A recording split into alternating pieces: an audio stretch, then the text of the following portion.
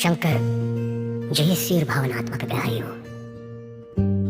कहानी की शुरुआत होती है एक छोटे से वन से, जहां एक महान तपस्वी ऋषि रहते थे। उनका नाम था महर्षि अत्रि। वे दिन रात भगवान की आराधना करते थे और चाहते थे कि संसार में फिर से शांति और धर्म की स्थापना हो। उनकी तपस्या इतनी कठोर थी कि देवताओं का ध्यान उनकी ओर गया।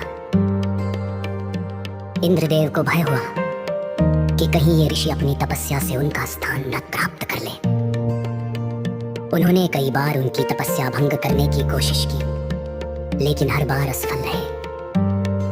अंततः देवताओं ने मिलकर भगवान विष्णु और ब्रह्मा से सहायता मांगी। तब तीनों देव ब्रह्मा, विष्णु और महेश ने निर्णय लिया कि वे स्वयं ऋषि की परीक्षा लेंगे। एक दिन जब महर्षि अत्रि ध्यान में लीन थे, तभी उनके सामने 3 तेजस्वी पुरुष प्रकट हुए। ऋषि ने अपनी आंखें खोली और उन तीनों का आदरपूर्वक स्वागत किया। उन्होंने पूछा, आप तीनों कौन हैं जिनके तेज से यह वन प्रकाशित हो रहा है? तीनों ने मुस्कुराकर कहा, हे ऋषिवर, हम आपकी भक्ति से प्रसन्न होकर आए हैं। बताइए, आप क्या वरदान चाहते हैं? महर्षि अत्रि ने विनम्रता से कहा, यदि आप मुझसे प्रसन्न हैं तो मुझे ऐसा पुत्र प्रदान करें जो आप तीनों के समान तेजस्वी, ज्ञानवान और शक्तिशाली हो। तीनों देव एक दूसरे की ओर देखने लगे। यह एक सामान्य वरदान था, लेकिन वे ऋषि की भक्ति से अत्यंत प्रसन्न थे, इसलिए उन्होंने इसे स्वीकार कर लिया। कुछ समय बाद महर्षि अत्रि और उनकी पत्नी अनसुया के यहाँ एक दिव्य बालक का जन्म हुआ। यह बालक कोई साधारण नहीं था। उसमें ब्रह्मा, विष्णु और महेश तीनों के गुण थे, लेकिन विशेष रूप से उसमें शिव तत्व की प्रधानता थी। यही बालक आगे चलकर भगवान शंकर के एक विशेष रूप के रूप में पूजित हुआ। कहती हूं कि शंकर जी का प्रकट होना केवल जन्म के रूप में ही नहीं हुआ, बल्कि वे स्वयंभू भी हैं। एक अन्य कथा के अनुसार एक बार ब्रह्मा और विष्णु के बीच ये विवाद हो गया। तभी अचानक एक विशाल अग्नि स्तंभ प्रकट हुआ, जिसका नादि था और अनंत। वह इतना विशाल और तेजस्वी था कि उसकी सीमा को कोई नहीं देख पा रहा था। ब्रह्मा और विष्णु ने निर्णय लिया कि जो इस स्तंभ का अंत ढूंढ लेगा वही श्रेष्ठ होगा। विष्णु जी वराह रूप धारण कर नीचे की ओर गए, जबकि ब्रह्मा जी हंस बनकर ऊपर की ओर चले। हजारों वर्षों तक खोजने के बाद भी दोनों को उस स्तंभ का अंत नहीं मिला। अंततः विष्णु जी ने हार मान ली और वापस लौट आए, लेकिन ब्रह्मा जी ने झूठ बोल दिया कि उन्होंने अंत पा लिया है।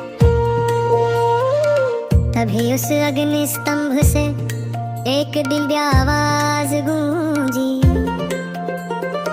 वो स्वयं भगवान शिव थे। वे उस स्तंभ से प्रकट हुए और उन्होंने ब्रह्मा जी के झूठ को उजागर किया। शिव जी ने कहा,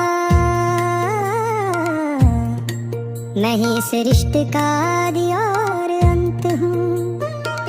तुम दोनों मेरी ही शक्तियों के अंश हो। यह सुनकर ब्रह्मा और विष्णु दोनों ने सिर झुका लिया और भगवान शिव की स्तुति की। उसी दिन से शिव जी को महादेव कहा जाने लगा, देवों के भी देव। शंकर जी का यह रूप हमें यह सिखाता है कि सच्चाई और विनम्रता ही सबसे बड़ी शक्ति है। वे न केवल संहार के देवता हैं, बल्कि सृजन और पालन के भी आधार है। उनका प्रकट होना केवल एक घटना नहीं, बल्कि एक संदेश है कि जब जब संसार में अधर्म बढ़ेगा, तब तब वे किसी न किसी रूप में प्रकट होकर संतुलन स्थापित करेंगे। एक और कथा के अनुसार जब समुद्र मंथन हुआ, तब सबसे पहले हलाहल नाम का विष निकला।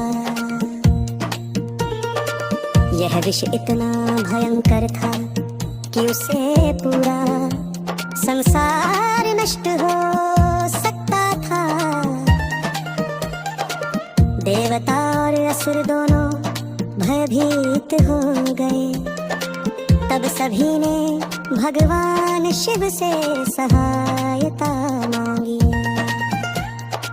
शिव जी ने बिना देर किए उस विष को अपने कंठ में धारण कर लिया, जिससे उनका कंठ नीला हो गया और वे नीलकंठ कहलाए।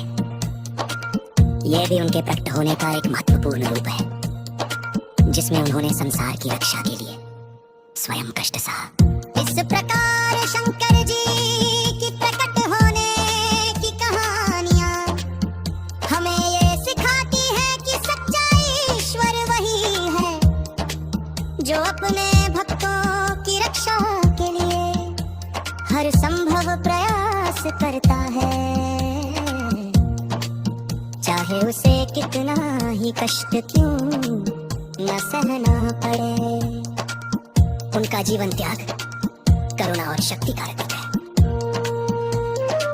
अंत में यह कहना गलत नहीं होगा कि भगवान शंकर केवल एक देव का